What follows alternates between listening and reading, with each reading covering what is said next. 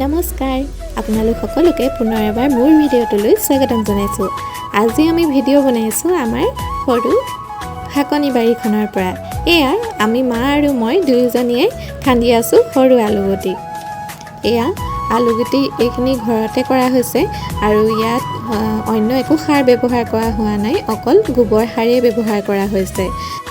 এইদৰে আমাৰ ঘৰত সৰু সুৰাকৈ শাক পাচলি কৰি থকা হয় যাতে ঘৰতে খাব পাৰি। আৰু সেই শাক পাচলি আজি এয়া ৰুটি আৰু চব্জি বনালোঁ। সেয়া খাই বৈ যিহেতু এতিয়া বজাৰত ৰঙা আলুৰ দিন, গতিকে ৰঙা আলু আনি থোৱা আছিলে। তাৰপাছত ৰঙা আলুৰে মই বনাইছোঁ লালমোহন।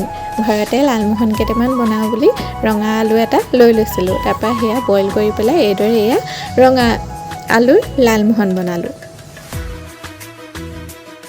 আজিলৈ ভিডিঅ'টো ইমানতে সামৰিছোঁ। আপোনালোকে ভাল পালে লাইক, শ্বেয়াৰ আৰু কমেণ্ট কৰি জনাবলৈ নাপাহৰিব।